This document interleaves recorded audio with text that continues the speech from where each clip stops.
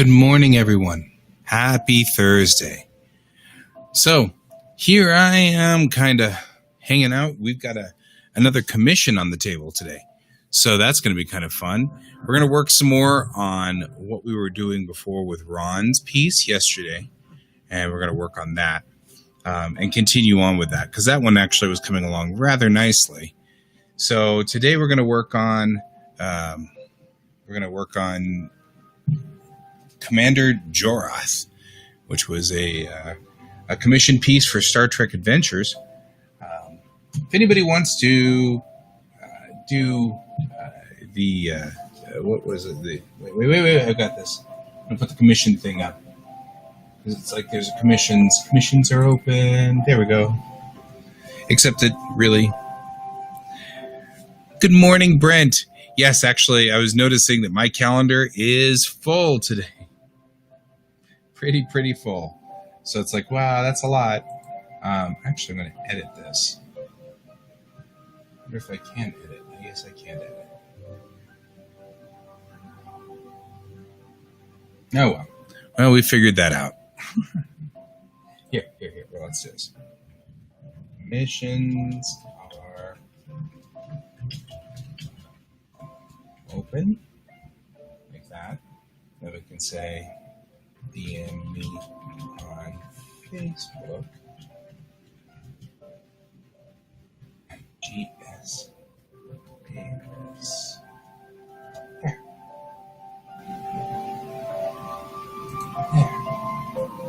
That works. Now I can say that, and that'll work.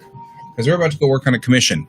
So that's what we're going to do today. We're going to work on a commission for the first half of the day, our first half of the show. This is a character for Star Trek Adventures. So we're going to do that.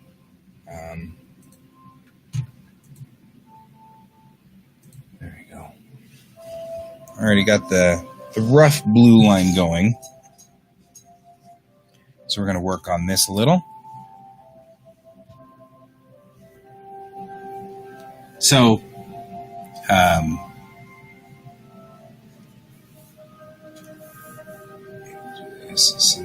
this character is from Next Gen, but is going to be early in first season or prior to first season. So tonight is Rocky Mountain Geek Tank, and that's going to be fun. Yeah, that's the state representative calling. Which is probably join me in voting Republican/Democrat. Republicrat. Join me in voting Republicrat. So I'm having a hard time keeping this stripe this way because I keep wanting to go up and over the shoulder. And we have a very tiny spider on my monitor here. So we'll have to deal with our tiny spider. Hang on quick. Come on, dude. There we go. Yay! Tiny spider gone. This is this morning's drama, is that I have a very tiny spider, or had a very tiny spider, on my monitor. So I had to pick him up and put him away. So, poor little tiny spider. But he needs to be outside, not in here. Okay. So, this is Jorath, who is a Trill. And the instructions said that she is slightly pudgy.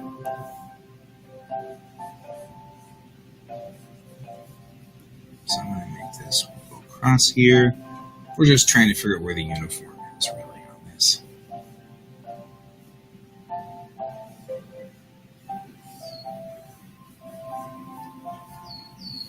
The uniform actually comes up under here like this. And goes through like this. And then comes up that side. So we'll do that. As they oft says, specifically Marina Sirtis, this is her spacesuit.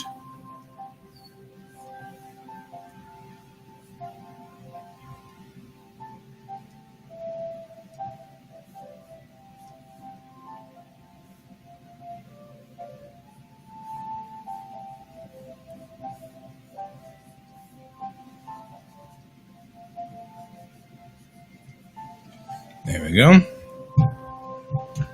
We're just getting the spacesuit figured out here.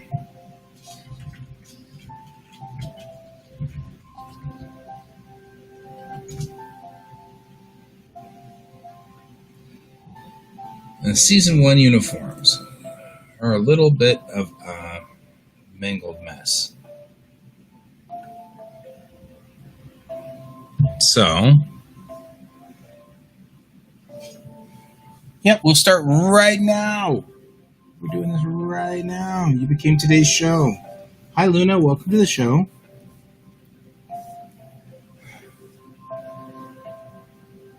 And we've got coming along the piping here.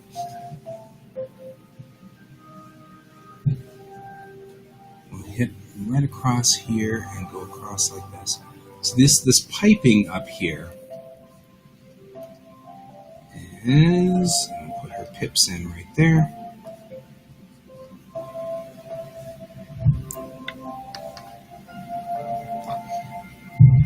Now, put the communicator right here.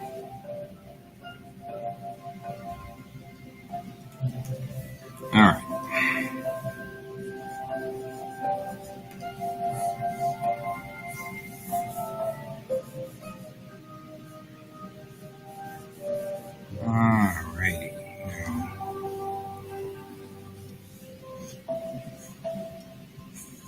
I like the idea that she was saying it has a box with some kind of sensor dish on it. I thought that was cute. So I'm going to put a sensor dish box here. Something that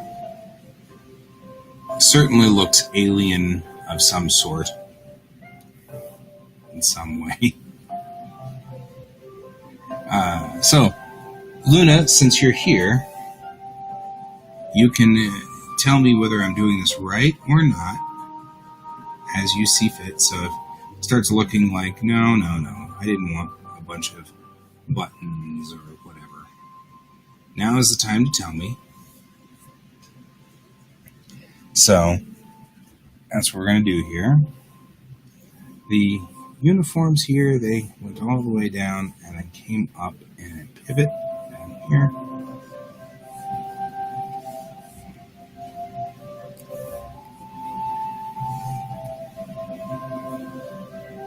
And then the boots came out like this.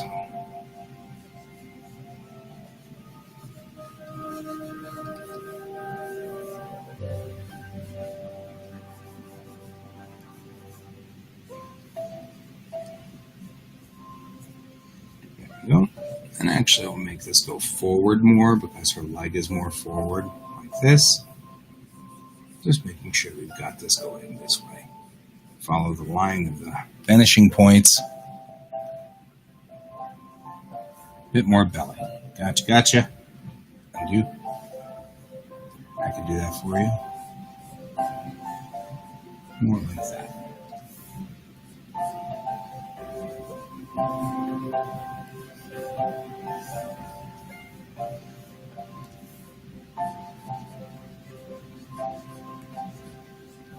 There we go.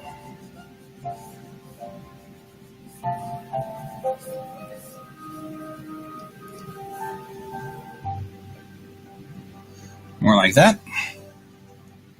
So that's where we're headed with that. I'll round that out a little bit more in a minute.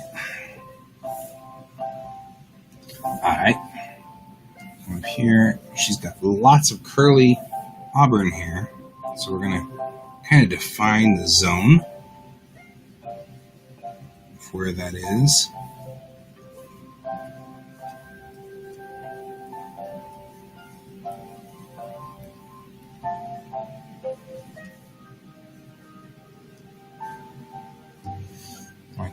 through here.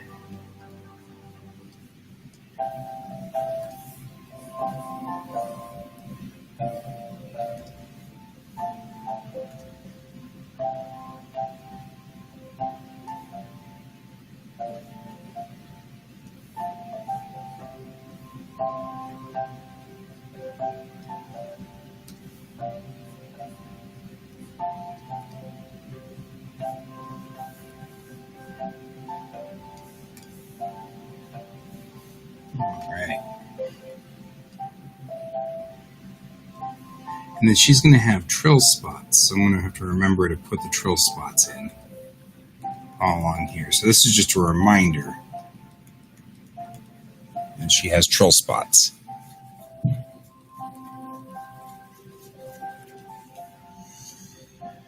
And we'll get back to them in a minute, because this is not the ink. This is just the blue line to tell me where everything is. And I am still not happy with the piping up here.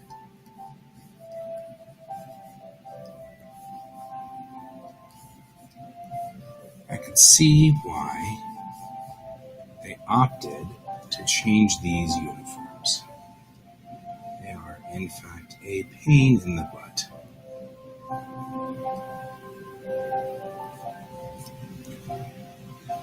They go all the way down, yes. You gotta just love Star Trek jokes. Okay. So this point here is where that piping goes. It's out to here like this. There we go. That's our blue piping. Luna, she's sciences, right? She is definitely a science officer, full-fledged. I'm just double checking. And her rank is commander. It's not lieutenant commander.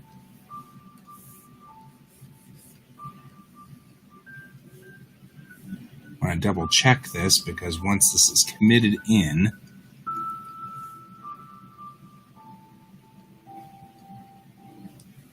then we're going to be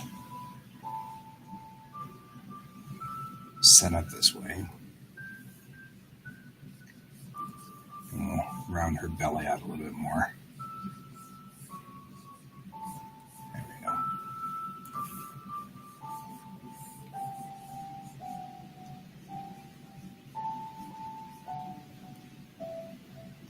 Pretty sure it's Commander 2.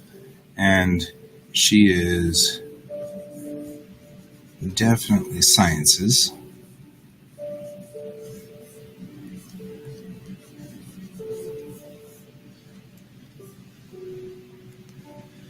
I don't think she got a demotion, though. So I think she's still pretty okay. Just because she lost the symbiote doesn't mean that... I mean, Dax stayed the same when Jadzia died. So I think that we're probably still good with her staying here. On this one. Giving her sleeve there.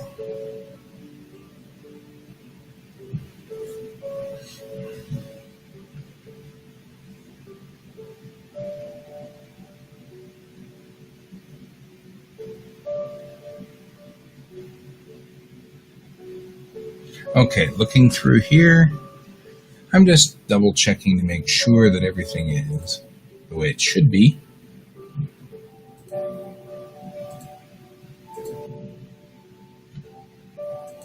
With the Season 1 uniform,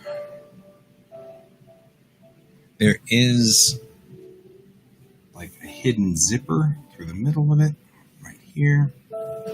So we'll get to that in a second.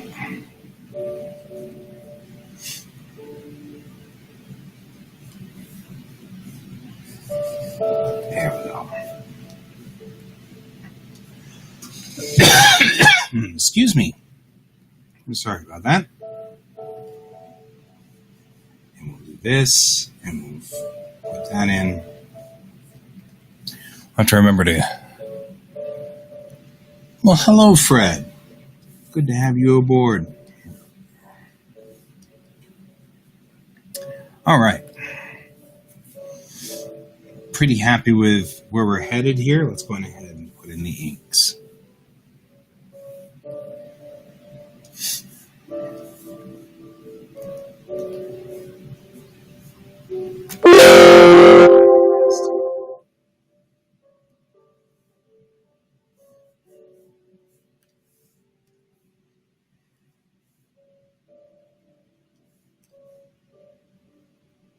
All right.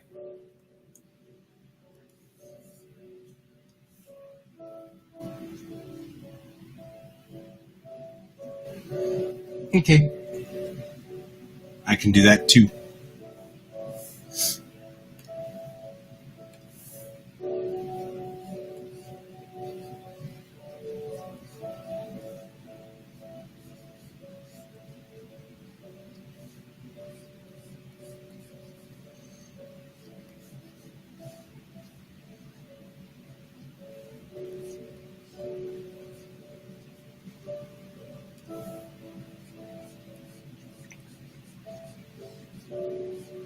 There we go.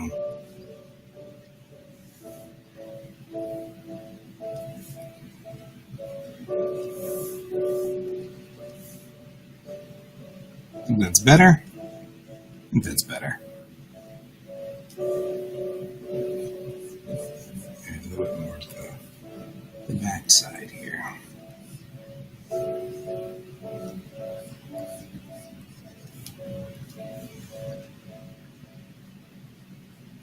You don't have to hate to say it, though. It's all good.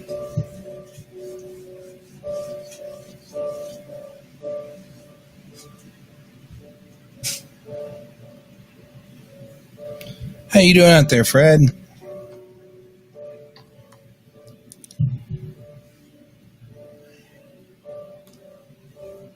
All right, now I'm going to go back in. We're going to work on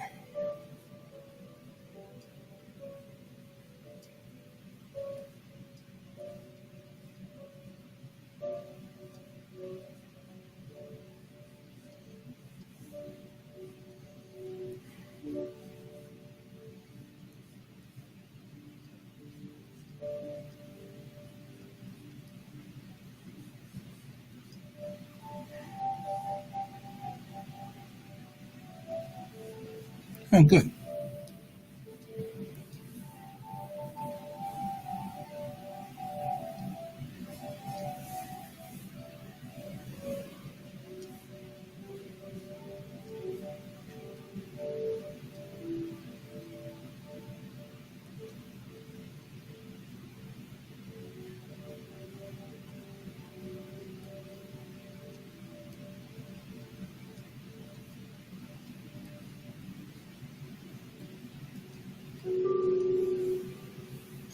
All the way down.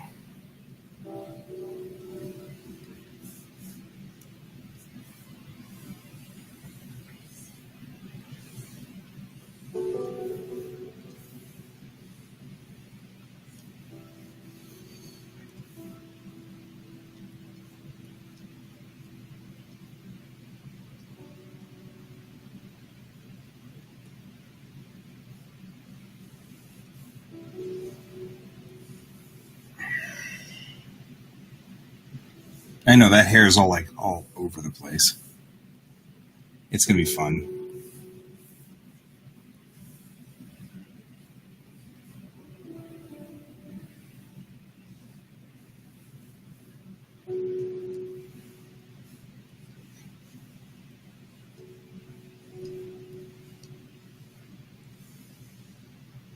I did notice, though, that our crew is getting remarkably top heavy. Everybody's a commander or a captain. Like, we're getting seriously a lot of brass forming in our crew. We don't have a lot of lieutenants or even enlisted of any sort, although Star Trek's not necessarily big on the enlisted. I've noticed we've got all of one enlisted member.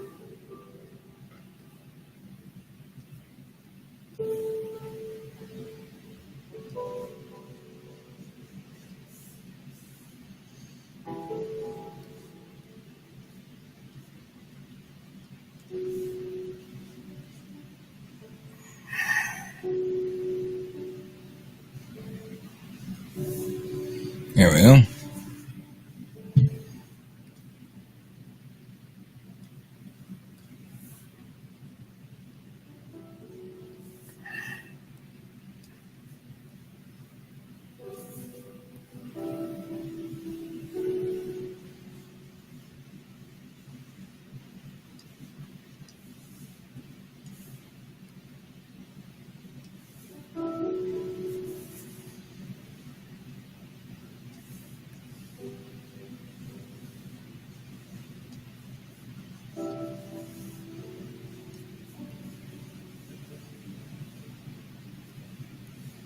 There.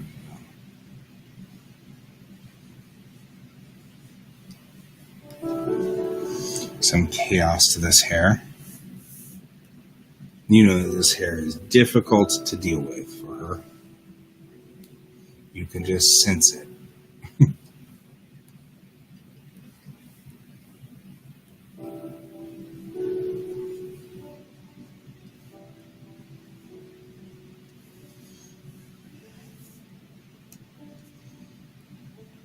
There we go.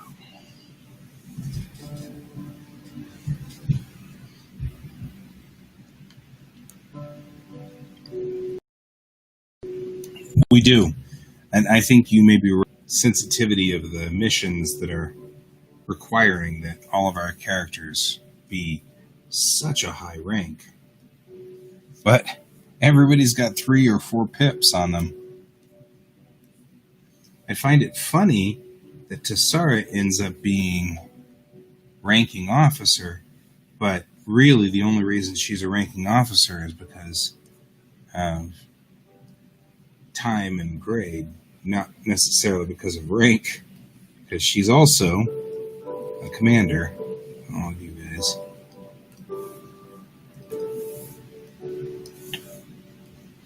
There we go. That's a lot of fluffy hair.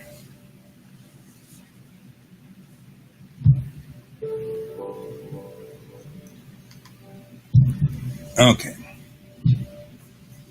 Moving along.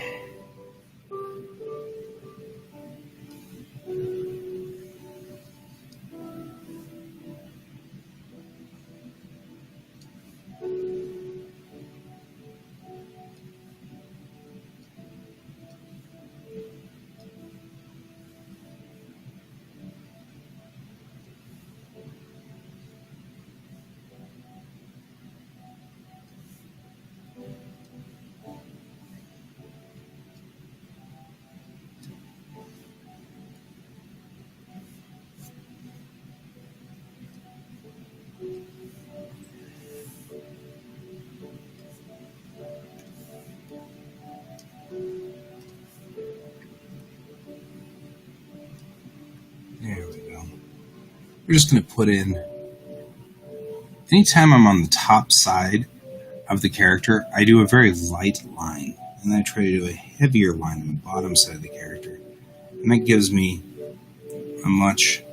it gives a feeling of weight. A feeling of not following my blue line. That's the feeling I got going on right here. Don't follow your blue line, right? The same thing goes kind of with fingers. When you do fingers, you just kind of want to give the hint sometimes of where the hands are. Come around like that.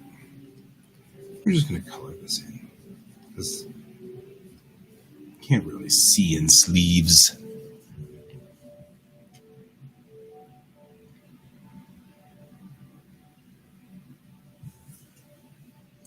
Yeah, I think that when it comes to Tessara wanting to be in command, she does not want to be in command. She has no desire to be in command. She's a security officer. However, I have a feeling that Hashimoto has a completely different plan for us. And I don't think Tessara is going to have much to say about it, because Commodore Hashimoto outranks her. And as a Vulcan, she will just accept that. It's just the way it goes. It is the order of things.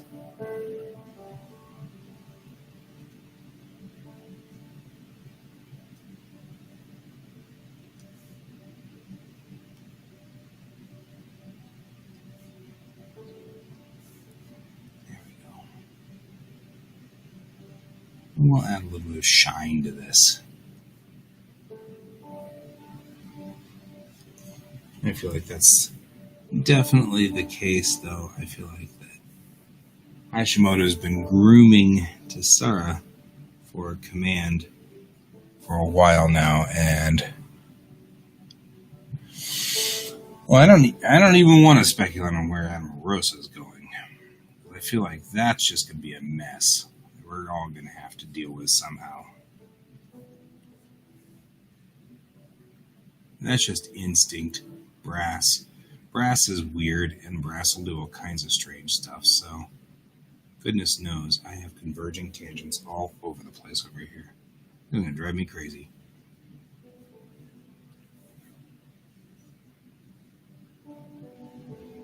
There we go.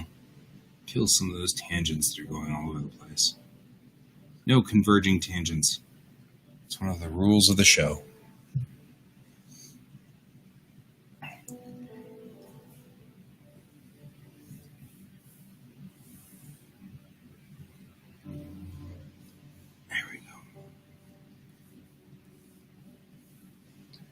And we'll put the other arm right here.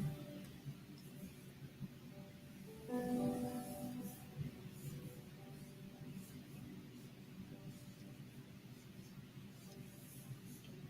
we go. And we're just putting in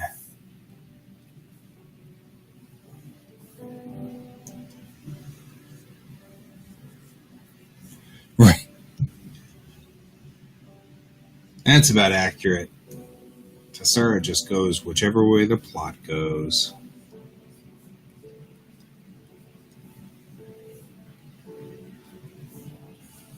Tassara is an interesting character, especially after I did what you just did, Luna, and I rebuilt her using the actual rules from the book instead of converting her up from FASA.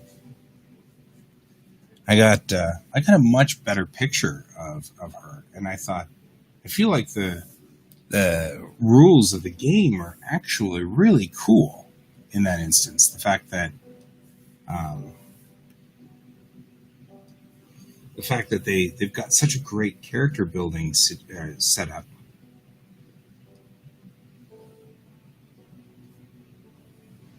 On this, I kind of like the first season split pants, and in second season or in third season, these pants didn't get the piping. In first season and second season, they had the piping from the division and division piping on them, and I liked that. Thought that looked nice.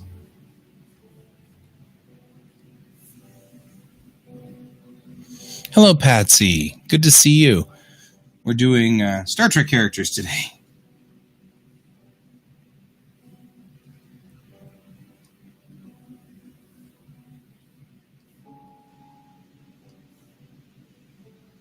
And we're also apparently talking about the game that we were playing.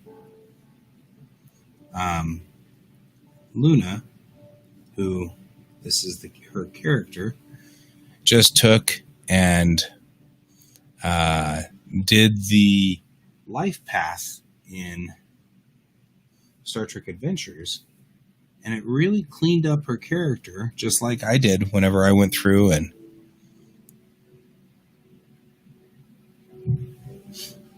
there is a scant variant in first season. Let me show that to you.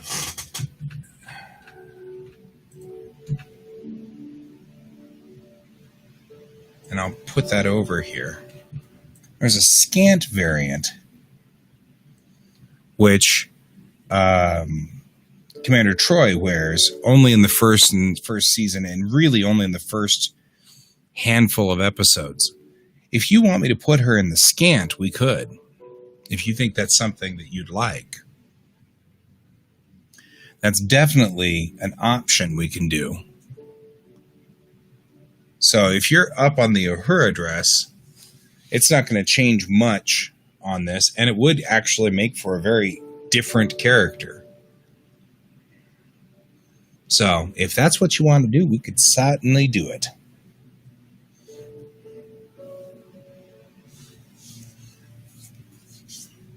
It's up to you, my friend. It's up to you.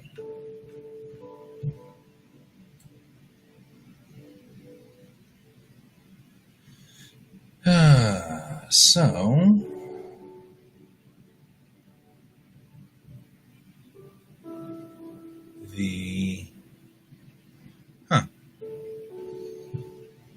now that I have, of course, brought this up, I'm looking here and I just found out that someone on Etsy is selling the cage duty uniform. Well, yeah. Do you want me to go on ahead and do the scant for her on this? Good morning, Mary. It's good to see you. It's not too much of a problem at all. It actually will offset our crew really nicely, I think. So, that'll be fun. Hi, Mary. So we are working on a standee for a role-playing game, and the game that we're doing is first season, or first season TNG. And so what we're doing here is we are working on the scant for this. The scant is a fascinatingly different kind of outfit.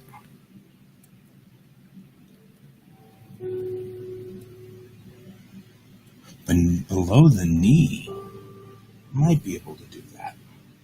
Let's go back to our blue line and check the blue line for this, because what we want is for this to kind of drape off more like this to about here.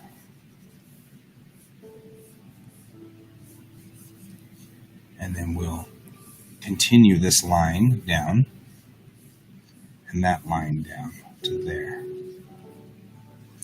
The scant is, I don't know if the scant's pleated. Let's look to see.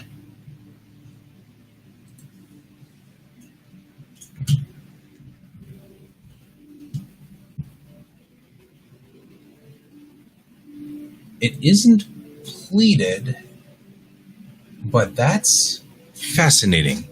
It's offset.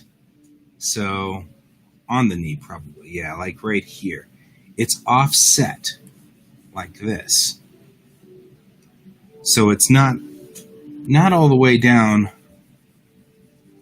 here, but it is uniquely offset. So that's cool. Actually, kind of glad you made me do this.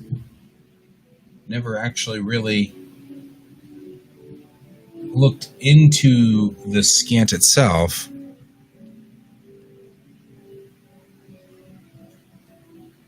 You're wearing a scant right now?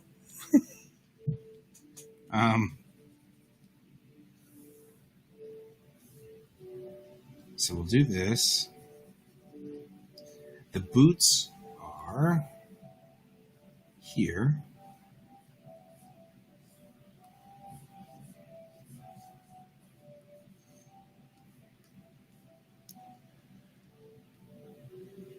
Yeah, I'm actually kind of fascinated by this. The scant, however, has this square goes all the way up and across like this, and it has short sleeves, which that would also fit sort of our science crew, medical crew. They are, inline dress is similar.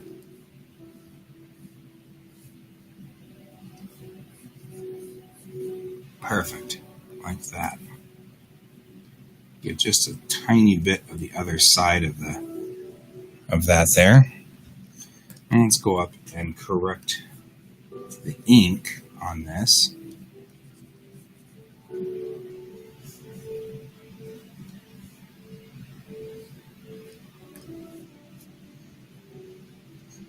She doesn't get this anymore, which is actually pleasantly a nice thing, because that was actually driving me bonkers. So, but it does have piping. So we're still going to have to do the piping.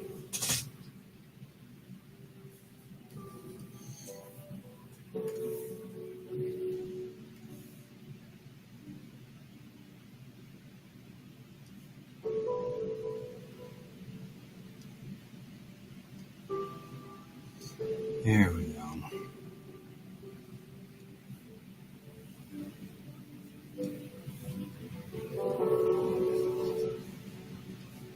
And then this goes all the way up here and then across.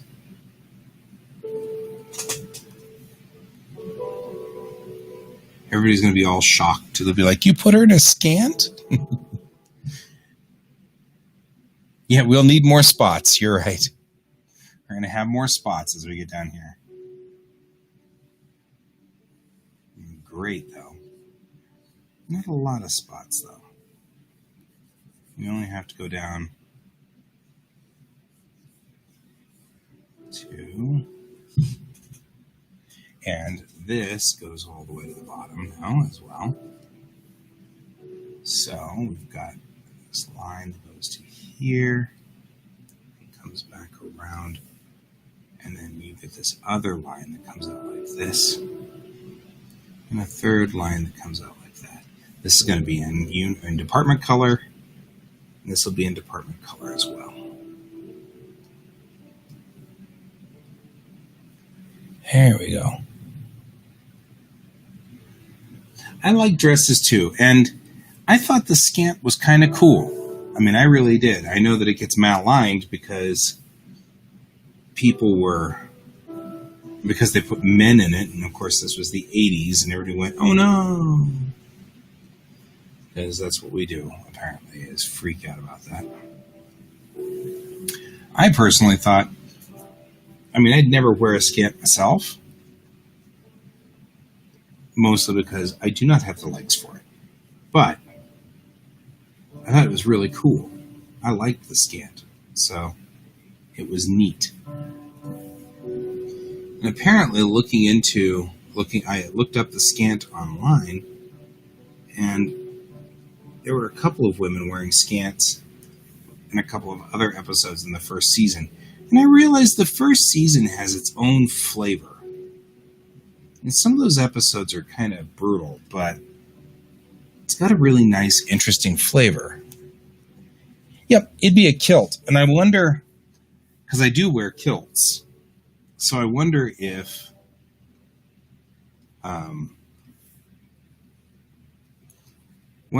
you could get some kind of like I'm trying to do the boots. Wonder if there would be some way to do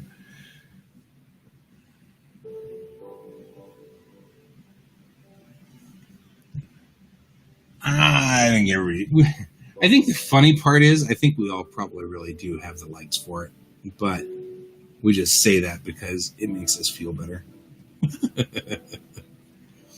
And now that we've said this, though, I'm kind of wondering, maybe I should make a scant for me somewhere along the line. Because Brent's right. It's just like a kilt, and I do wear kilts. But I wonder if you could wear a tartan across here. You know what I mean? You wear the tartan part with the scant.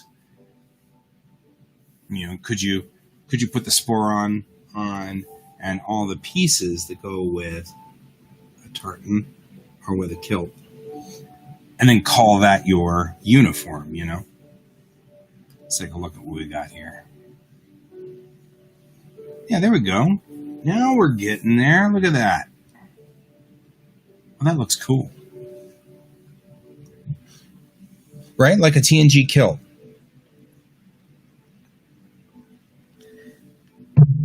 Okay.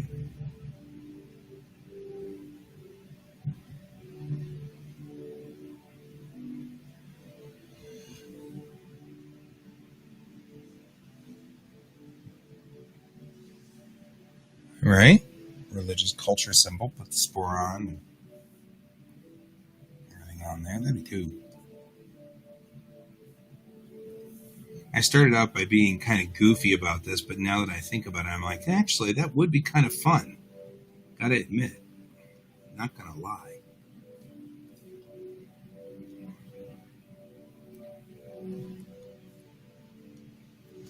I feel like no, I guess the scant's still the top part, is still the same.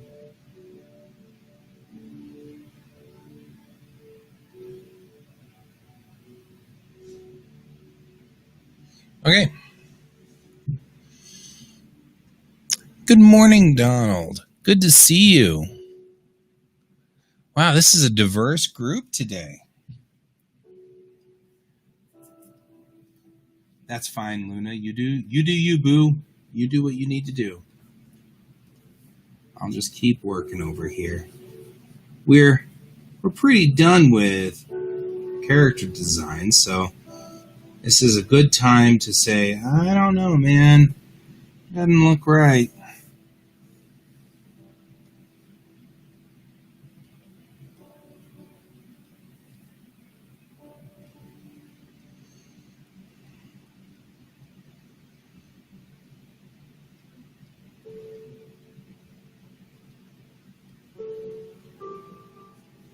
There we go. There we go.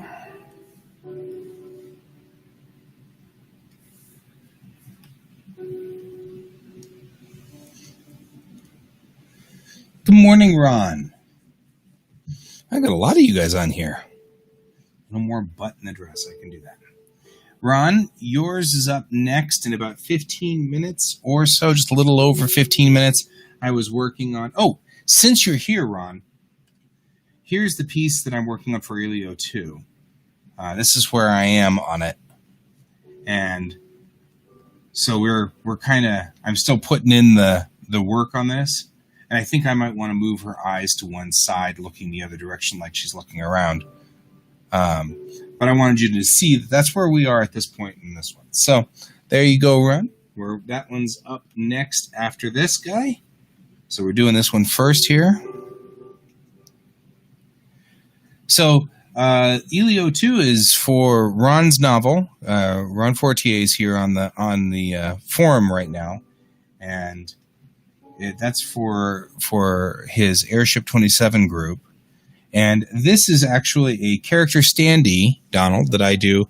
I do commission work for if you want your character drawn. And it takes me a little bit. It doesn't take me a whole lot of time to do one of these, so I like to kind of throw them in for variety in here. Give us a little bit more variety on this. Give you some more, as she said, butt. She wants butt. Put that out like that. So to answer your question, I do commissions. All you need to do is DM me. I charge not a whole lot for these, but they're good standees. Excellent. I'm glad to hear that. Thanks, Ron. So this standee here is, we're going to go on ahead, and I don't want to push too much on the butt here. I feel like I'll out of balance the character, so don't want to go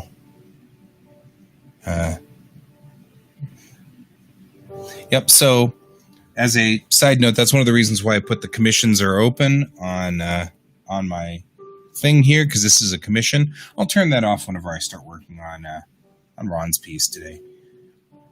So what we're going to do now that we've done this is I'm going to duplicate this here and put this underneath. And this allows me to, this is what we're going to do here. There we go. We're going to take this guy and we're going to put in the color. All right, so that's too dark. Let's put in a lighter color. Right? So we're going to put in, that's the color for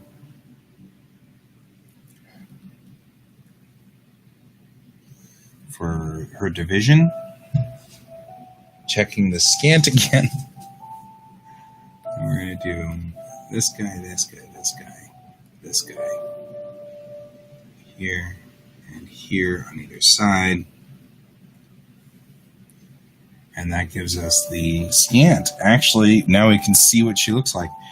Now, as far as skin tone, I don't have an image in my head what skin color she is.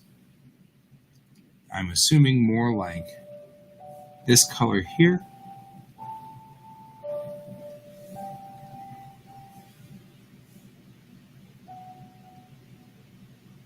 That's a button. We don't want a button color, that color. That's a button. There we go.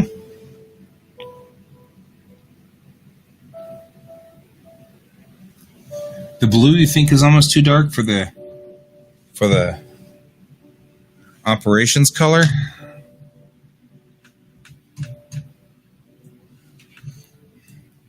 You know, looking at this scant here, it's actually almost too light. A little whiter, redder, got it. As far as color goes, but for sciences, I'm feeling like she is. Oh, the black. The black is almost too dark. I could see that.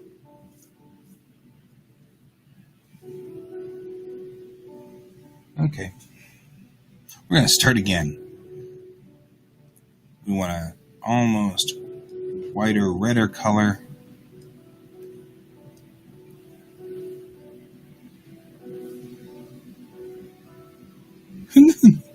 She's like, the blue is fine. The blue is good. So we'll go back to that blue. We like the blue. We're fine there. Good. Blue. Not that hard. But I think that Brent is right. We're too dark on the black. So there we go with a little more gray to the black. Makes it a little easier to see. Now, as far as skin color goes,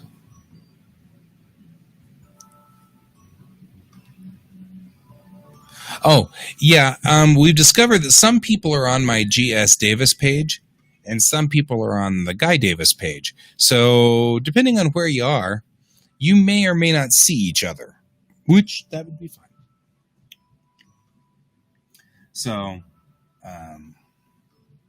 and yes, Donald, this is season 1 Star Trek TNG.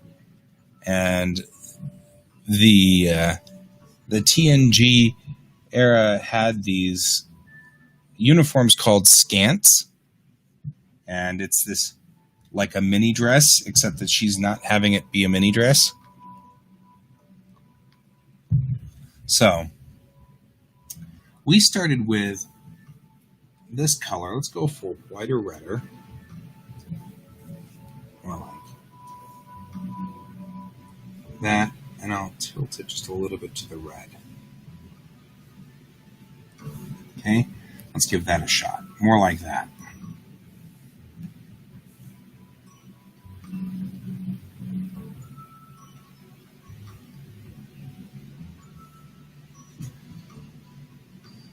So, there we go, whiter, redder. Wavy auburn hair.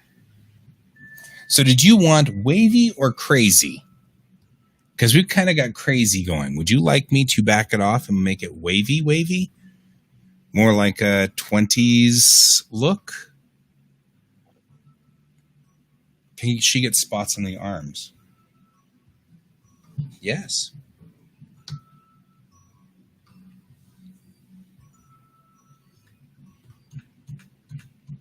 Let's take a look at, because you may be right. Jadzia Max in she has spots on her arms.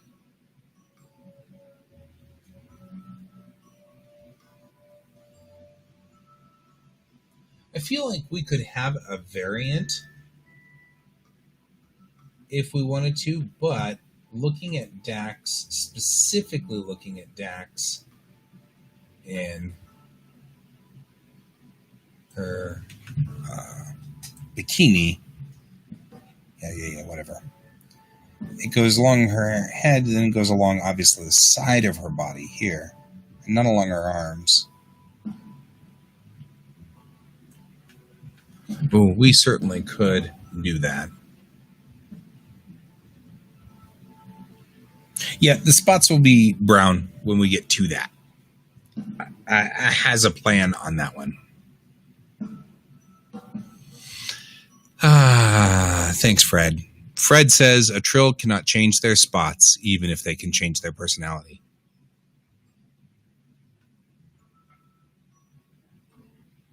Yep. Okay, I can do that.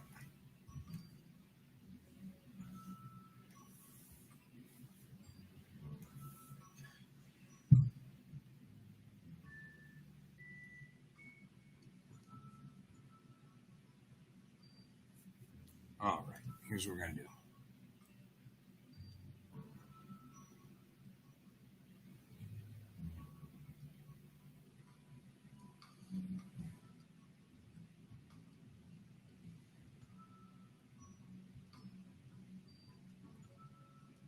There. They come like freckles towards the end here, like they're fading off. There we go.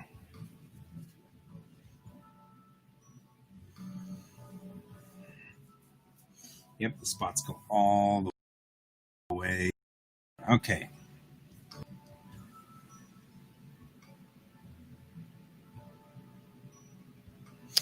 Okay, Luna, eye color. What's her eye color? That's not on my list.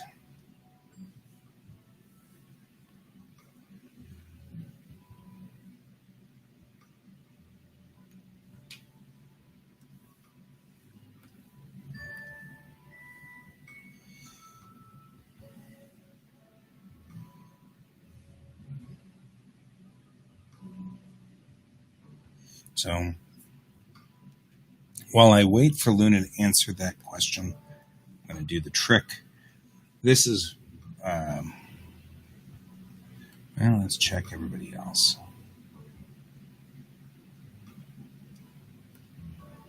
Okay, so I did everything in blue-gray. Right. And the hair is the right color?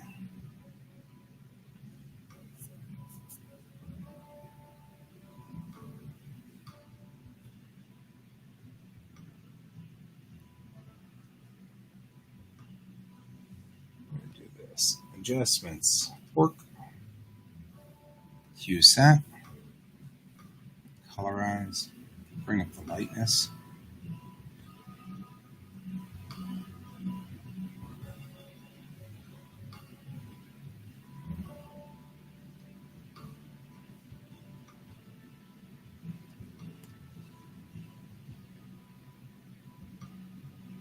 Bit redder on the hair tone.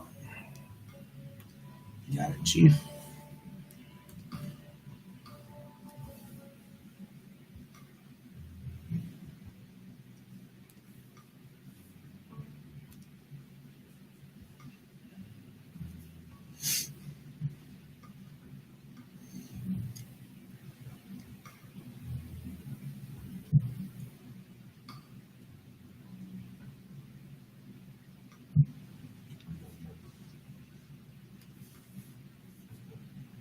All right. Whoa. Don't be on the layer check. So this is how we do the spots to make them work. I don't have to worry about it now.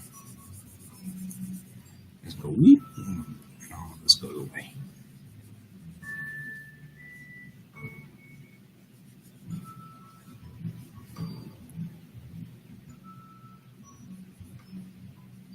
There we go.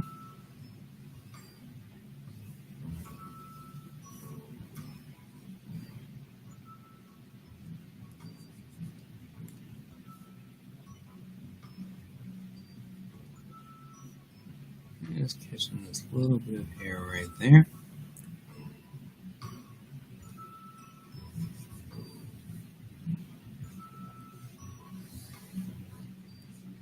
There we go. Perfect. Just like this. And now her spots are brown.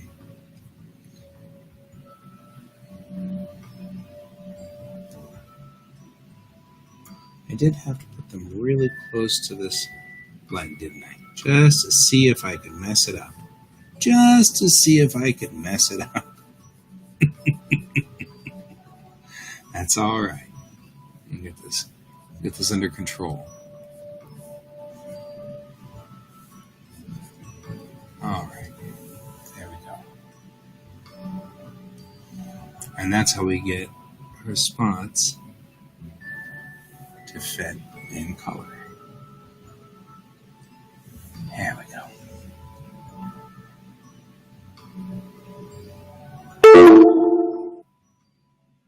Hello, Yellow Dude Laser. I don't know who you are. Actually, I have many years of experience, so I'm a firm proponent that anybody can learn to draw. And so I think that drawing is very much a skill, not a talent. So, I mean, I've been drawing since I was 12, and I'm now in my late 40s. So I've got, I've got a few years on this that I've been doing these at. So, and this is a character portrait for a role-playing character that I'm doing here. She's, go ahead and do that. Let's maybe make it a little bit more gray and a little less like a battleship gray. Like that.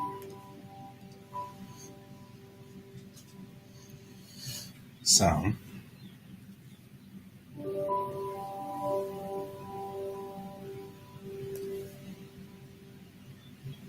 go in here since I'm close here and kind of just take a look at. And thank you for the compliment, Yellow Dude Laser. Every day is an interesting day here. Every day is an interesting day. All right. Let's fill in her communicator, because her communicator needs to be done correctly. And then this time, unlike last time, I think, I have done this in the past where I've gotten the colors reversed. The badge is gray.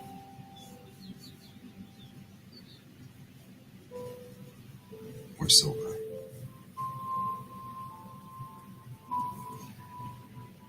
And the outer part is gold.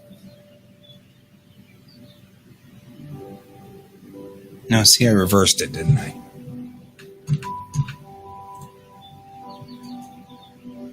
No, that's right.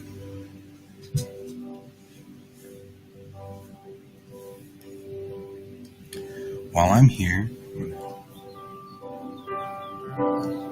clean up this part right there. And we'll give her her gold hips.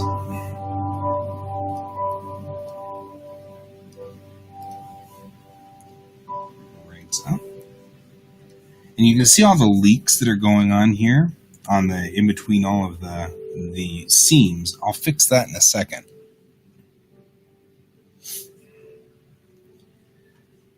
But first, she has this widget, and I'm all fascinated by this widget. It should be green, because it's a green widget. I don't know what it is. You don't know what it is. Nobody knows what it is. She has a widget. It has to be a red button and a blue button, because if it's going to be here, it's got to be fun. There we go. She has this widget on here.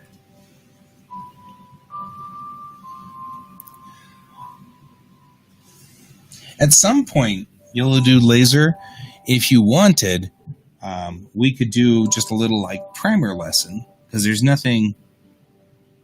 This is actually kind of fun to do these. So here's what we're going to do real quickly, though. I'm going to take what we've got here, and we're going to select all around. Right? I'm going to hit inverse on the selection.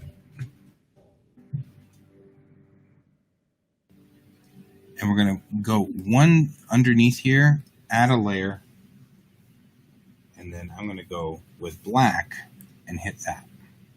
And that tightened up everything. Everything just tightened up. All of the areas which were rough are now nice and cleaned up. Then what I can do is Control D select, and I'll add to this it doesn't want to work because I need my mouse for it. I'll add blending options. And this is an old trick that comic books use all the time. I'm just going to add an outside stroke. There we go. There we go. And that just gives a little bit of extra weight to the outside lines. A Yellow Dude Laser, this is a character from a game, this is a role-playing game character, and her name's Lieutenant Commander Jorath now. She's a symbiont with dual character Trill from Star Trek, and this gal, is the science officer. So she's in blue because she's a science officer.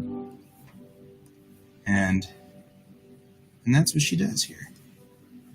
I've got some messy lines down here I didn't realize I had. Kind of made the lines messy, and I didn't mean to. Clear that up right there. Okay. Now the next thing we're going to do, we just check to make sure that there's no really weird stuff like this guy right here, right? Little bumps and dots. Right? Just going along. Okay, we look like we're clear. So now what I'm going to do is I'm going to turn everything off. Bonk, bonk. Except for her and her name. Turn off her name. Make sure everything else is off. Select the one that says CDR Jorath.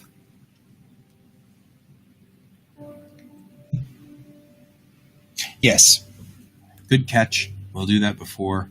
So I have sort of like an olive. We could go for this olive drab. Kind of like that. What do you think?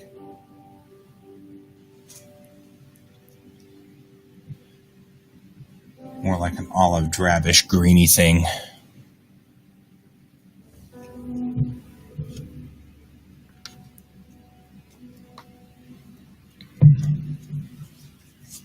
So I'm going to go on ahead, and we're just about to flatten this entire picture down.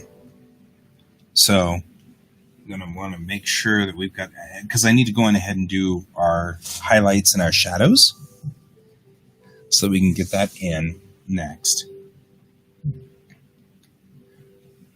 More puce. I can do puce. Okay, let's go ahead and select this.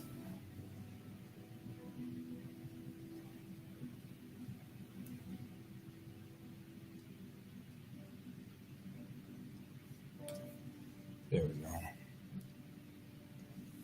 There. I like that the U was highlighted. One other thing I'm going to do while I'm here. Oh, that's the wrong layer. That's all right. It'll be fine. One more thing while I'm here is I'm going to fix the eyes. Eyes are never actually white. The eyes themselves are always sort of a gray blue. And since I'm manga style, my eyes are always open on the bottom, which makes it very hard to fill. So I'm going ahead and fix this here. Make that work.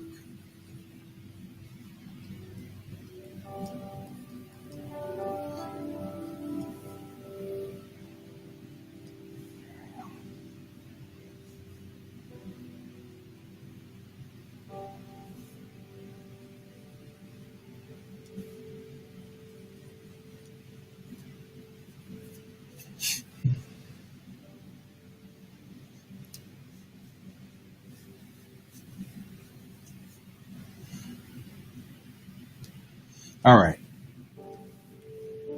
There we go. Now we've kind of brought her eyes to life. Well, actually, that's probably not what I wanted to do with it. Let's do this. Let's go in here, and we'll take the color from here, and we'll darken it down. Right? And then what we're going to do is we're just going to do this.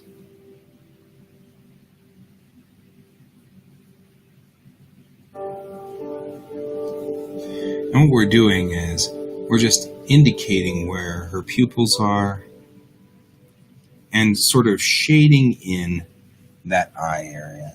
Now I'll come back in with a highlight in a minute, and we haven't gotten to the highlights stage yet, so trust me when I say it'll work. There we go. Okay. Now we have everything selected. I'm going to go to the one layer that actually doesn't have copy on it. And we're going to hit Control-Shift-E. And that flattens the whole thing down. This is now one unit. Okay. So I'm going to then add, and this is my shadow layer. Shadow layers are at 30% on this. And all I do is I get black, and I bring the brush up quite a bit. And then I'll just add in shadows. Right? So just cross like this. And I'm just adding in the shadows. And then I'll put in the shadow here where the dress is. Right? And then I'll put some shadow through here. I'm glad that Brent caught me on the darkness of this, because you wouldn't be able to see the shadow at all. If that was the case, we'll go ahead and give some definition to her hand and to her arm. Like this. There we go. Put this across like that. And yeah, I've got a little bit of crash here. It won't matter. We'll put some of the shadow here and just under the chest to give some definition to the chest. Alright. Then we'll put shadow right across here and up on that guy there. There we go. We'll give her some shadow on the arm, on her neck. Just a little bit of shadow, and then we're going to do a lot of shadow on the hair right through here. Right, and I'm just going to chatter it like this so that it looks like there's a lot of kind of... And I'm going to give this some shadow right here, which will make it look roundish. Right? And then again, inside here, we're going to go through it like that, and that'll chatter it up real good.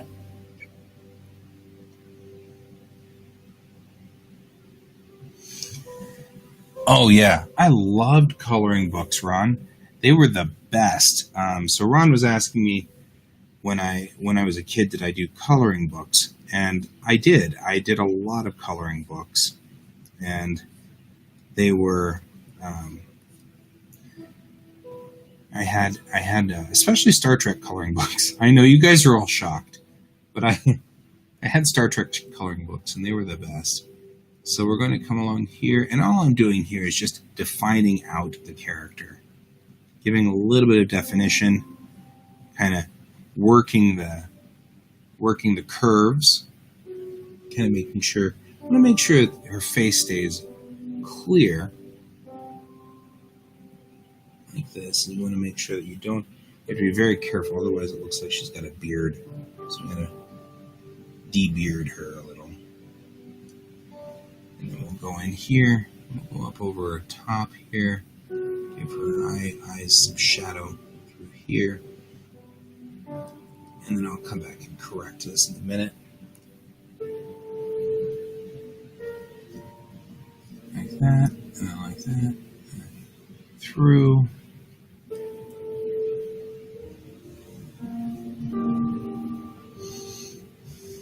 You did a good thing. Is it possible to add a smirk to her mouth? Yes, I can certainly do that.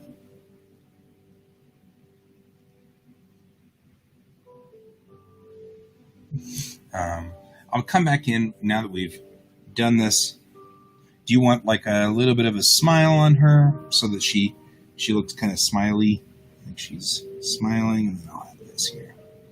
Now what I'm going to do is I'm going to clean up all of this area here, right? Because I crossed over the lines on the highlight side. And just smooth out some of this stuff.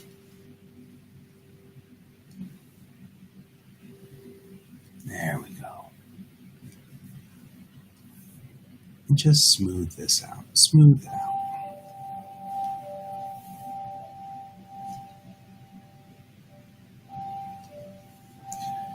Okay. Actually, I think I'm not feeling that look good at all. So I'm going to wipe it out here. It detracts from her spots.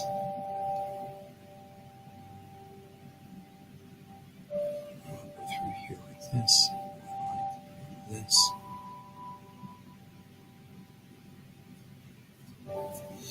It's detracting from her spots too much, so I don't want to pull anything on that side. We're just going to bring the light forward so that it's not quite as much.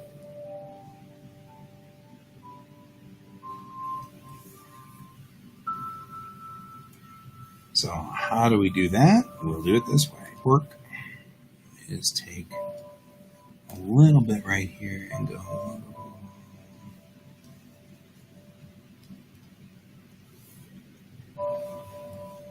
I think I may have put some accidental ink right here. All right.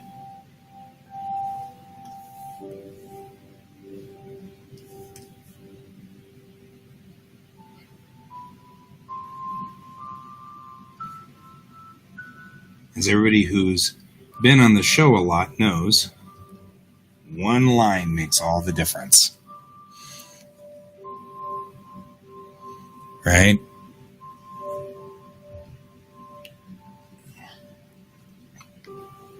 One line.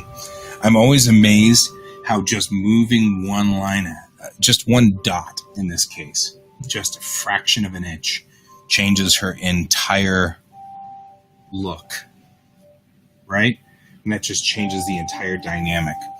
We are so sensitive as human beings. We're so sensitive to the smallest details. And it's amazing. Okay, now that we've done this, I'm going to actually add some kind of craziness to her hair a little here. Make it a little floofy. I like floofy hair. I think it's fun. So we got floofy here.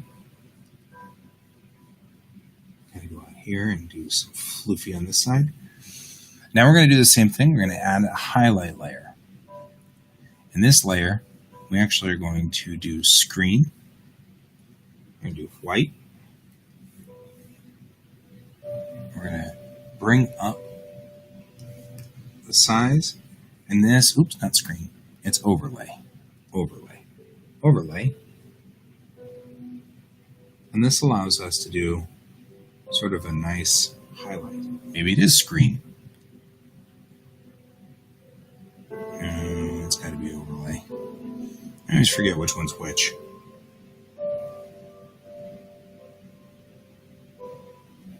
Right? And we'll give her some highlights along the outside edge here. And just highlight her uniform a little.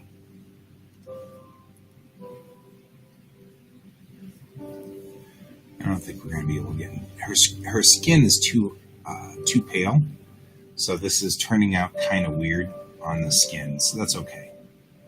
I don't need to highlight it anyway. Right, so we're just going to give a little bit of highlight here on the uniform, and this will work right through there. We'll give a little bit of a highlight on the other side of our uniform too. We'll hit along this side as well. There we go.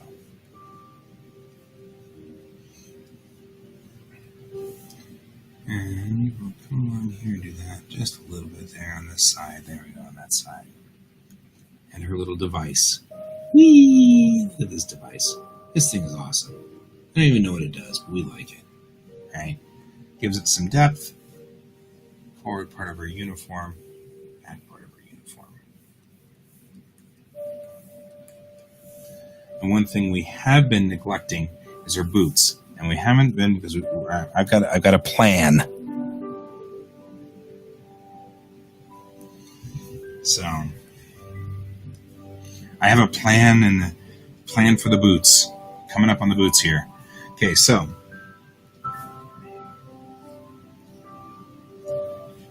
like that. A little bit of a line right there. Makes it look cool, right?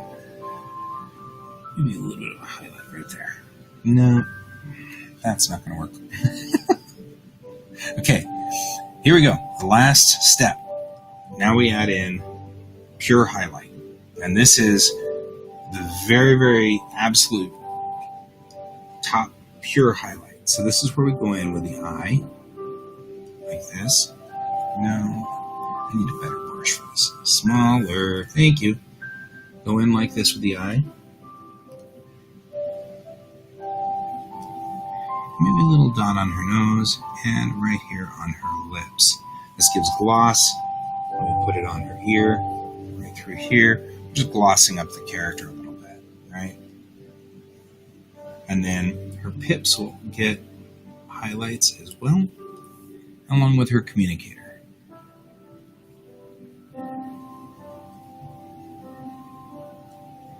And this just makes it shine and makes it look like it's, and then we have to, of course, go over here to her device because her device thingy is totally going to have shine. We don't know what this thing is. We don't know what it does, but we love it, right? And that's the thing.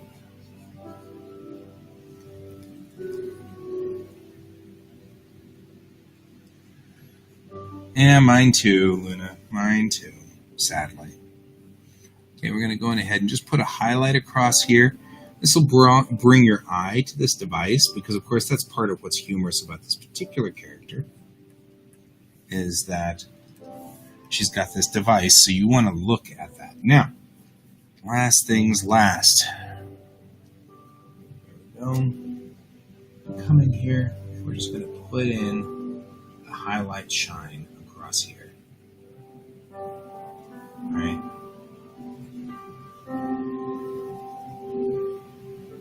It's across her boots. She's military. Her boots are going to be shiny. All right. She learned that in basic.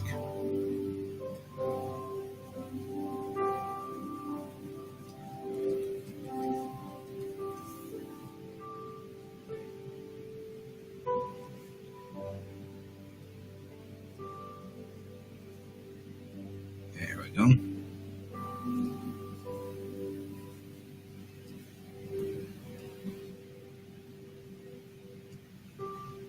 There we go. Just like that. And that's how we do that. Save. And then I'm going to go on ahead and take one more look over the character, make sure we're good, make sure we're happy. What do you think, Luna? Are you happy with it? If so,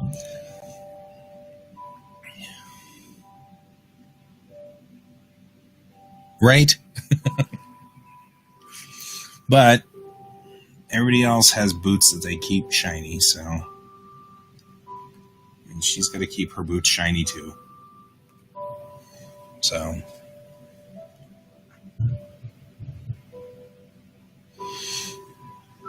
now, are we solid on this? Do you think it's good? Do you have any last changes you want to make?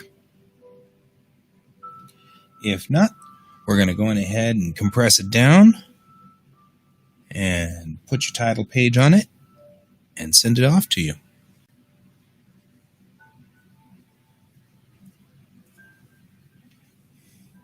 Thank you, Mary.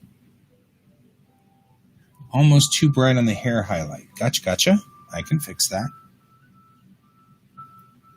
This is a great time for that. hair highlight. Here's what we do. We bring color down to a slight gray. We go through and check it like that. We're going to have to go back in on that and do some white on this and repair this part right here.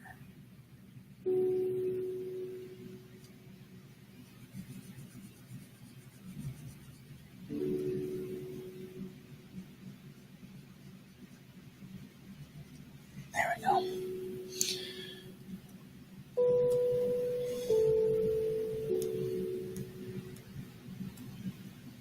There we go. Well, thank you guys.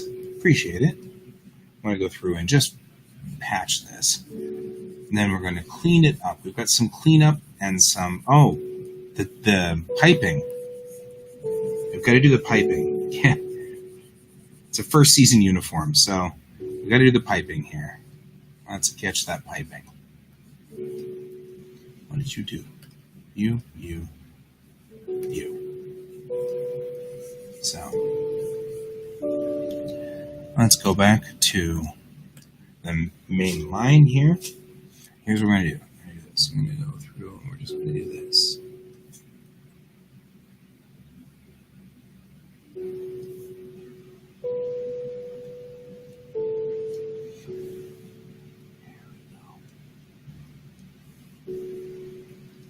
Science is piping. There we go. Now we'll take the same trick we did before, select everything, go to the shadow layer, hit delete. Go to the highlight layer and hit delete. And that'll clean up those two things so that they aren't a problem anymore. A bit more color on the lips. Sure. I'll take this on the highlight layer. Take this, and we're going to go into the reds for this. Right, and that's where we're going to be. I'm going to get really close to this one.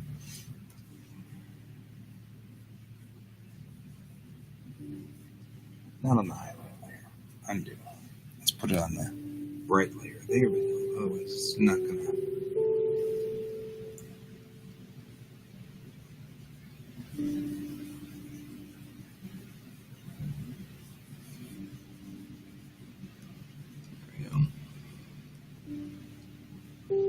I'm going ahead and cover up the original highlight that was here because we're going to have to work on this a little, but that's okay.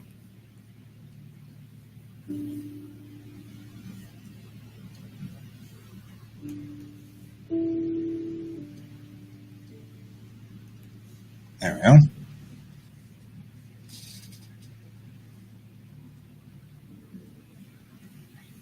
Light gray burgundy. Will that work? Like here? Are we good with this one? Before I go to light gray burgundy? I'm actually going to back off on this a little, like more like this, because her head's turned. I'm going to get to the filtrum, which is this part here. I like that name, filtrum. There we go. Does make me notice that shadow is not right, though. Ooh, that shadow is offline.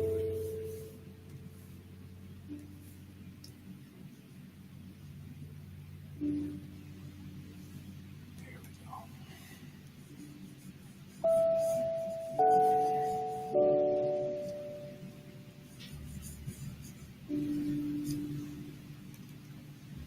There we go.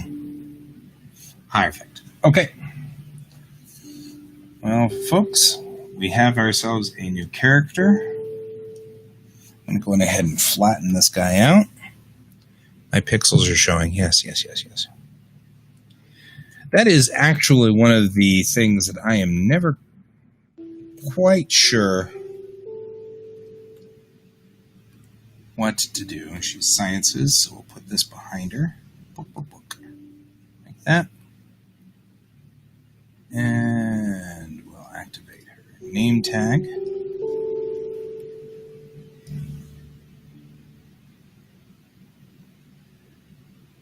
Turn that off. Now she matches the rest of the characters.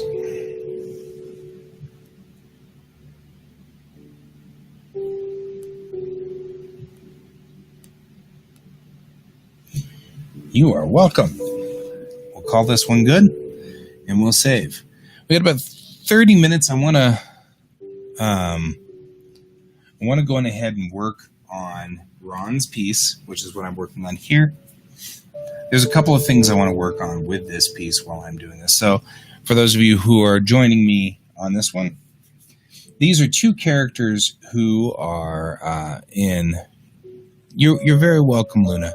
And these are two characters that belong to an Ilio for a book. I went on ahead and put 3D structures in the background so I could just get the line work right.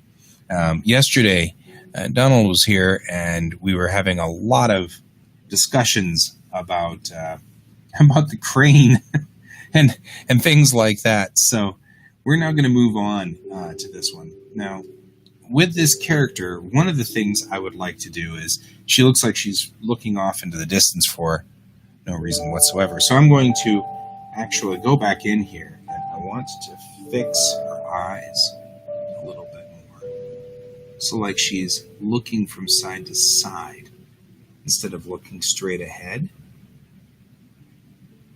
I want her to look a little bit more unsure. So I'm going to move her eyes to the side here like this.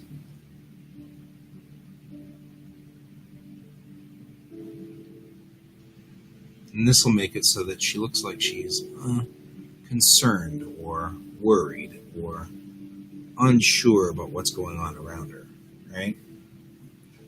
I also kind of want to open her mouth a little bit.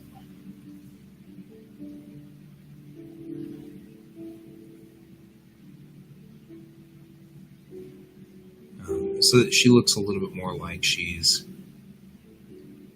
not exactly ecstatic.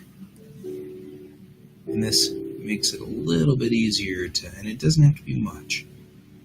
Manga style is all about very, very light statements. Okay, that's perfect, Luna. I'll just send you that piece by tonight so that we can have it for the gang. Bye, Mary. It's good to have you here. Thank you. You're like, I was here for the Star Trek part. That makes total sense, Mary. I cannot blame you one bit.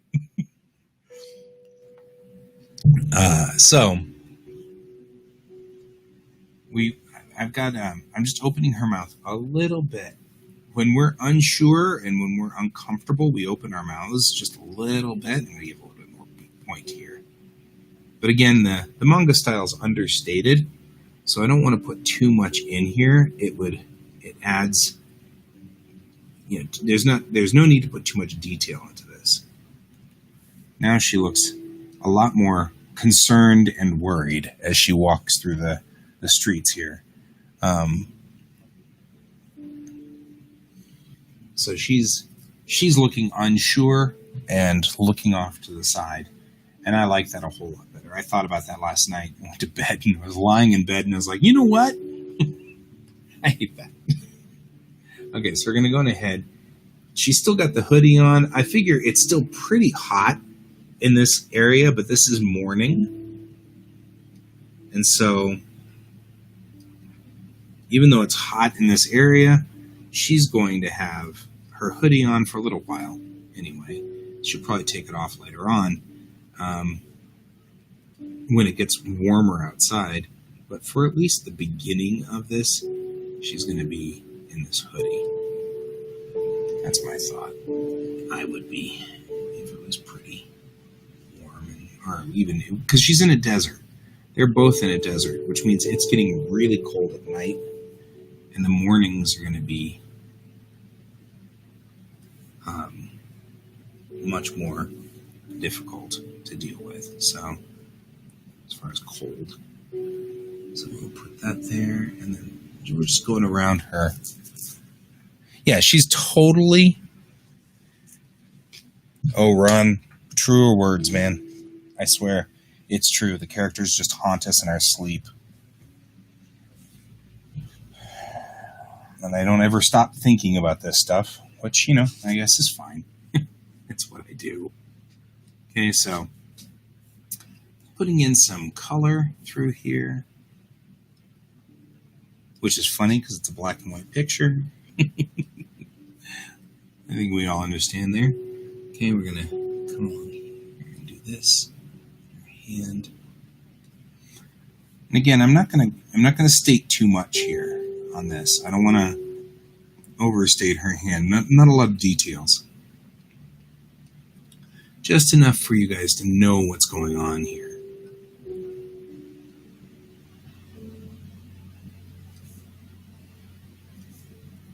Put some weight on the bottom. There we go. And I figure these pants might even be cargo pants, She's wearing something completely different than later on in the story. She gets a much different outfit, and it becomes a much more a very different genre. But I figure for right now, she's got cargo pants. Right, so we'll put these pockets on here.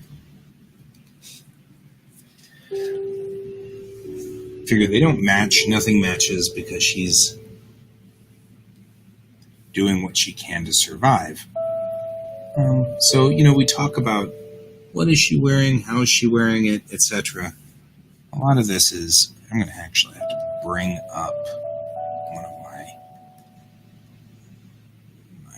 covers here because I got too many black things in the background, and black ink on black backgrounds makes it very difficult for me to see what's going on. And I just totally did that, didn't I? Layer check. You have to stop. Why? You're on the wrong layer. All right. We haven't had that all show, have we?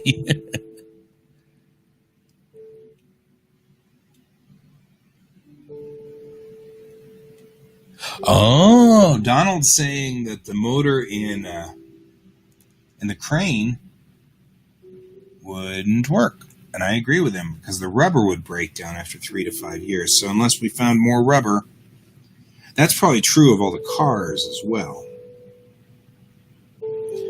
Kind of want to do a feeling that things are not quite straight here. So I'm going to, I don't know, good boots might be hard to come by.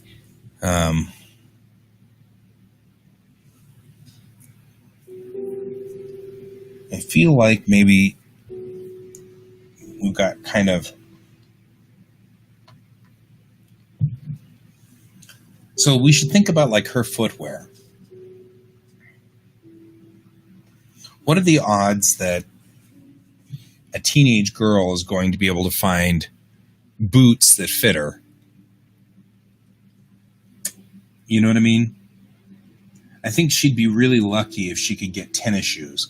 And I feel like because of the nature of these things, she might even have like one shoe like this. This is post-apocalyptic universe, so got one shoe that's this way. And then maybe she's got like a high top here.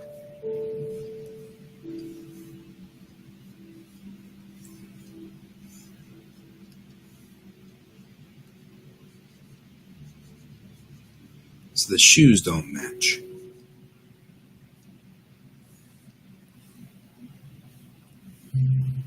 I'll actually put this down like that. My thought here, we've got like mismatched shoes. You know, like she's got a sneaker and a high top is what she's got going on here. And poor thing, she's having to struggle to figure it out. Right? There. That's not a Nike logo. It's a Star Trek logo.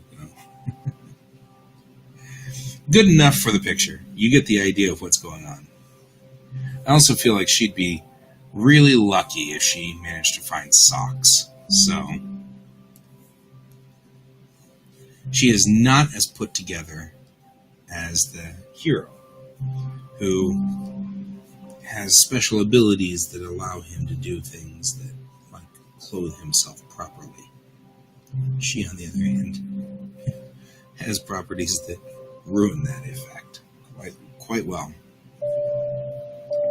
So we'll do this, and we'll bring out the tongue, because that's funny, and it looks janky, and the whole idea here is that this should look like she's put together not so well, right?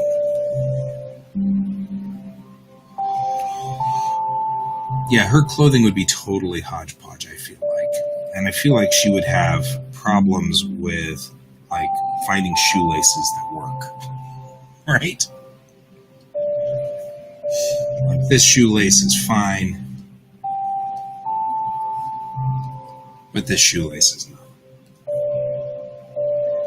And though people won't see this necessarily, when they look at this picture, they'll get a feeling of it, right? They'll feel like something's not right with her.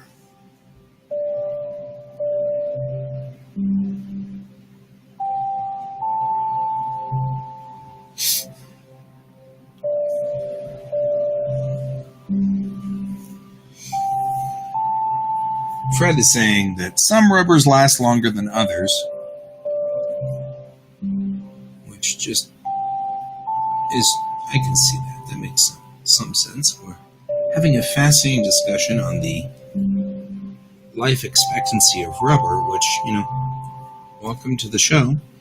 This happens a lot in our show. We have fascinating discussions about all kinds of interesting things. There we go. I'm going to move this in like this. She's going to deflect the pants a little bit. Move that through. All right. Her other hand. Here we go. Now again, we don't want to stress too much information here. We don't need to. Just enough for people to understand what's going on. There we go. Now we need to do this.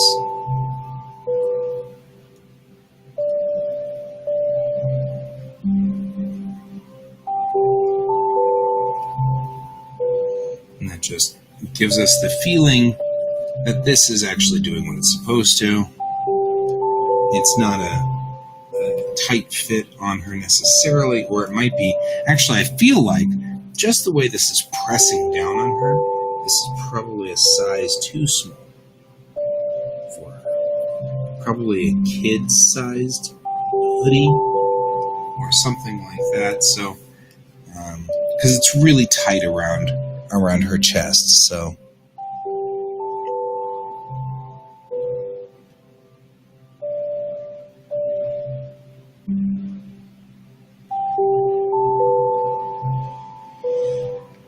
Oh, yeah. Donald's saying that older days shoes were 100% leather, and the Romans had leather boots and sandals. And that's absolutely true. We had, so many of those things going on.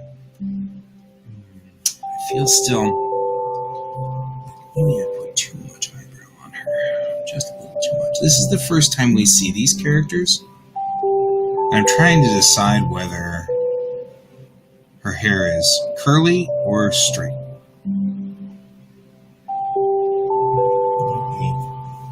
feel like it's probably curly. I've given her the aspect of Pacific Islander-ish, but that's the feel I got from the descriptions in the books, is that she's like a Pacific Islander, or at least in that sort of genre. Narrow hips, not a lot of chest, very small, slight frame sort of thing. So I think curly works well too, Ron. I'm agreeing there. I was stopping for a minute and going, I don't know, it works. Okay, let's do the dude, the guy. He's also going to be looking around for different things. So before I get too off kilter here, we're gonna go ahead and just put in. We're gonna go ahead and mess up the eyes really bad right there. That's what we're gonna do. Let's go ahead and do this. And I want him also looking to one side. And he has light eyes, so we'll have to go back in and fix that at some point in time. See you later, Donald. Have a good day. Thank you very much. I appreciate it. Thanks for joining me today. Appreciate that too. Keeping me company.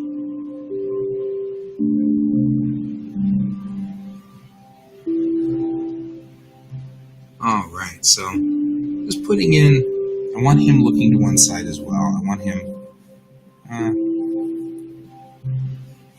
so let's stress his face a little bit because we want him to be concerned.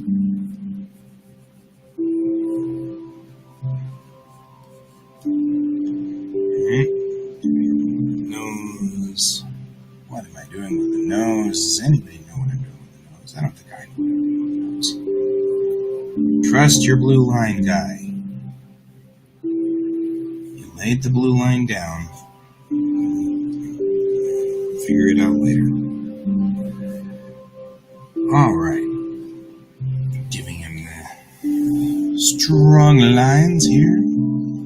Apparently he been taking to putting paint under his eyes to make the reflection of the sun go away. I may regret this choice, so I may come back to this later and undo it. But we'll see what it looks like for right now.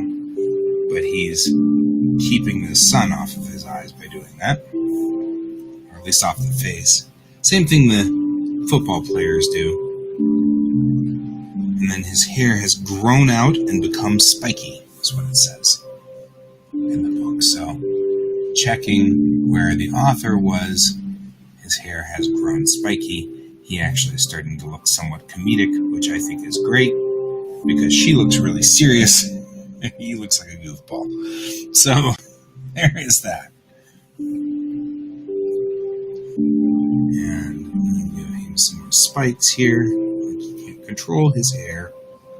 He's having some hair control problems, which I find very entertaining. Very, very entertaining.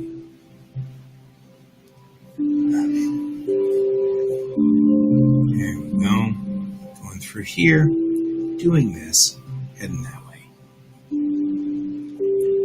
Here we go.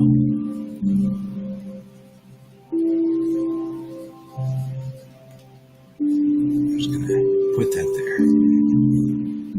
He does look kind of freaky. I'll have to figure out whether I think this is a good idea or not. I may not. But he's also not happy. Now the good news is we have a number of illustrations that we've got with this character. So if he looks a little goofy here, first impressions and all, but he also, we're going to be able to correct him later on. Different illustrations. So,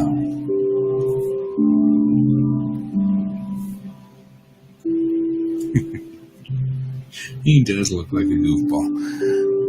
Okay, there's that. He has taken to wearing a hat, but he's not wearing it at this moment, said the book. So, he is wearing, though, a longer coat and some kind of almost like a duster. So I'm going to define around the side here, give him a collar, just kind of coming up.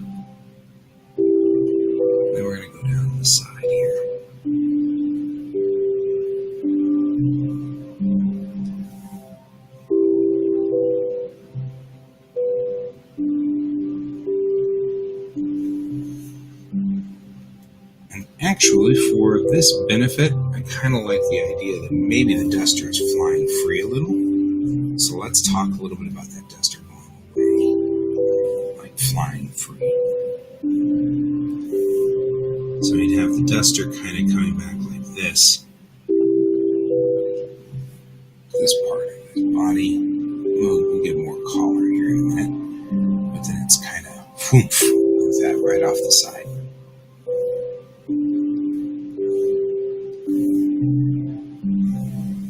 It's a lot more dramatic. Cutting it back around. So it's like it's flapping in the. He really is. He's completely whimsical, and it is very entertaining. And I enjoy the author's characterization of him. She did a great job. He's very funny.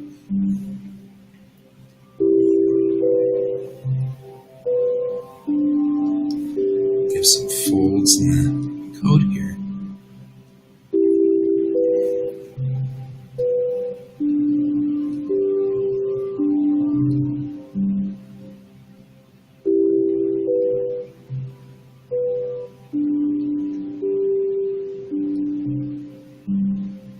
Converging tangents. So, I'm going to go through and kill those tangents. I'll have to go back in and get those tangents in a minute.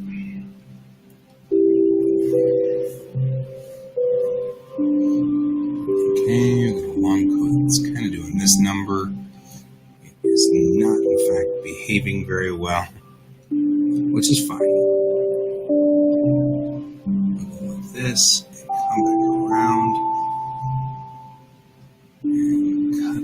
Through here like this.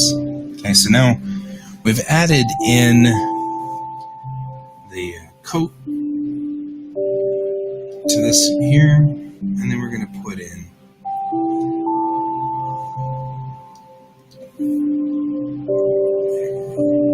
this.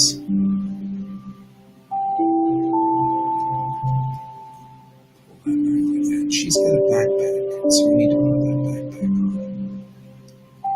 Make sure that it doesn't conflict.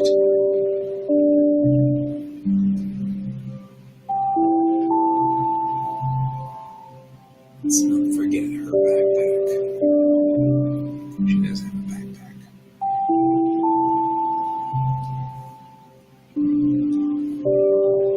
The illustrations set a tone in a book, so we've got to be very careful to not mess up the tone that we were headed for with this book. And so the early part of this book has very big, the tone is very much post-apocalyptic.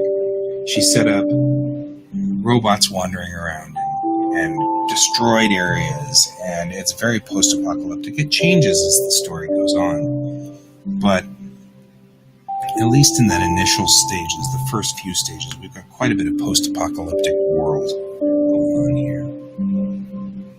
Let me do this. I'm actually going to bring this collar up and around. And decide what shirt he's wearing yet. We'll get there. You may want to go back and check in on that. It specifically has a very, very specific description of what he's wearing. So we're going to have to go back and figure out what that is. Okay. So I'm popping. I don't want a converging tangent, so I'm going to pop that collar up above his shoulder line so we don't have that tangent crashing into each other right there. And we'll go on like this.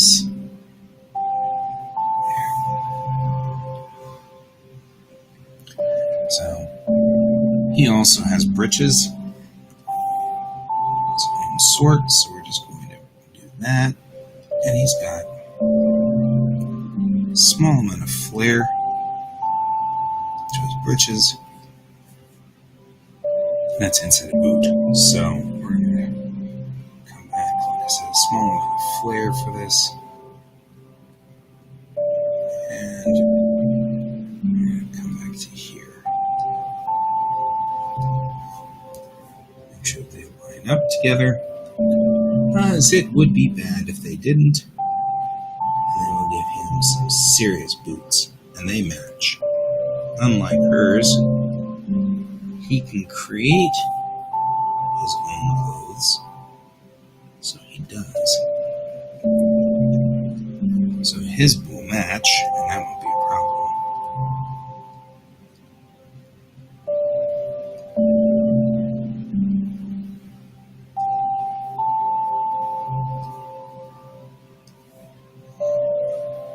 There we go. Very much like this. And then we'll put in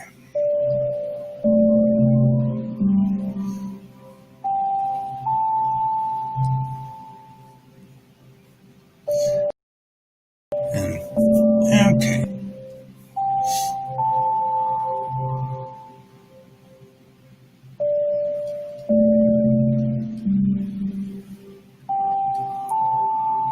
Rough idea now of what he looks like. There we go. Much better. We want to make sure he's sealed up, because once I select the outside edges and then cut around it to get my white line, my white background here, I want to be able to see where everything is. So I want to make sure she's sealed up all around the outside edge so that there's nothing leaking through. That looks good. Following the lines. Good. He's sealed up too. Let's go ahead and seal him down here. And then we'll go through and tighten that up. Excellent. Make sure that's tight, tight, tight. Okay, good. So what I'm looking for here is what's open and what's not in this area. And I think he's got...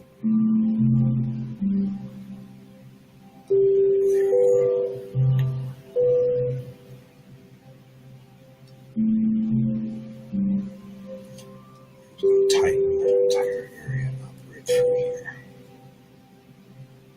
And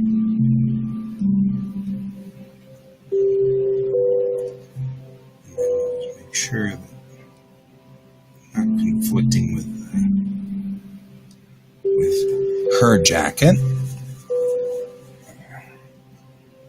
Patch this back through just a little. Make sure that's going. Okay.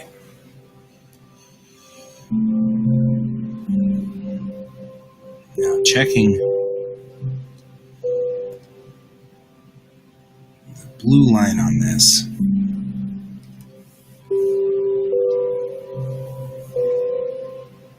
Okay, so here's what I'm going to do. I'm going to check this by doing this. I'm do the same thing we just did before. Control-Shift-I. I'm going to go down one copy, or one layer, and I'm going to color this in with white. All right, and that's going to be able to let me see what's going on in here. And it'll allow me to do things like, if I pull this out and pull this away, what am I looking at for a picture so far?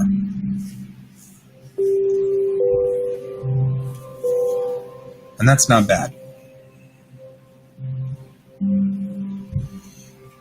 I'm feeling like we're coming along real nicely on this. Okay. So the next step for this is I'm going to be putting in the last little details in the background. I'm going to go double check the writing to make sure that I'm actually going to turn these guys off for right now so we can fix the last little bits in this background, right?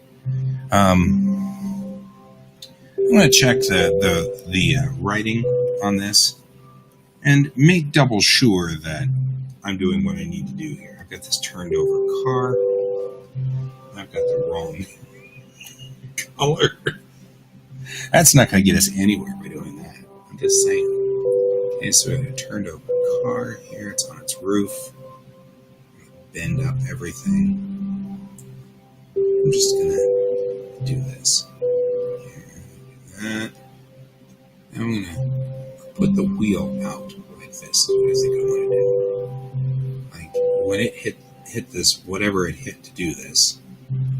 And as Don was pointing out, I'm going to take its tires away.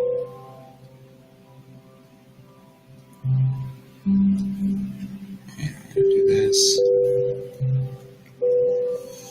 I'm going to come along here, and this is just the door handle right here, and this door handle right here. And then we got the light like that.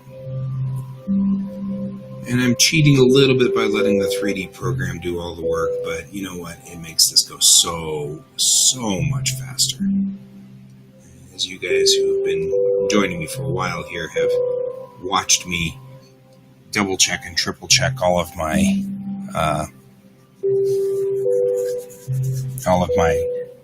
various perspectives and things like that. It can be done. It's not easy by any stretch, but most of us artists hate perspective. We hate having to fight with perspective, so this is just going so much faster, then I don't have to mess with it. And best part is, being post-apocalyptic, this can be all kinds of janky. Everything here is just trashed. So, going in through here like this. Excellent, like that.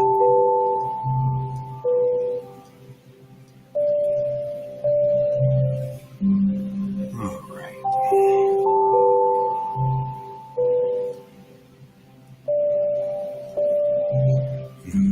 This, which I'll bend a little.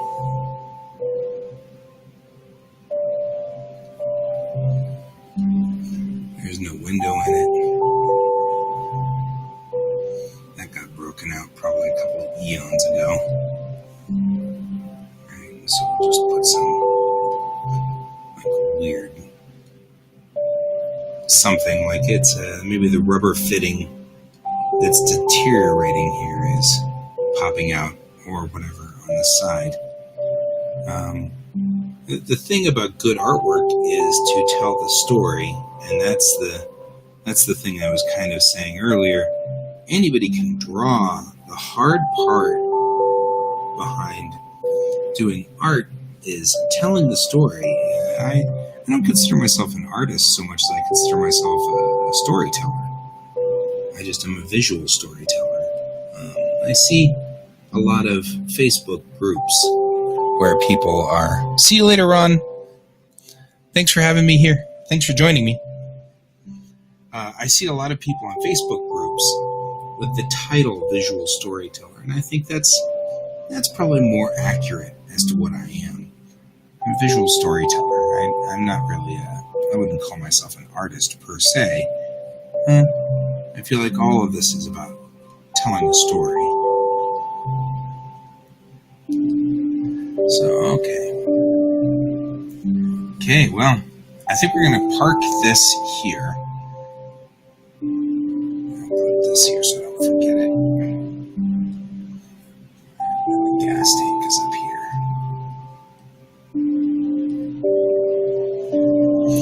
Okay, hit the save button.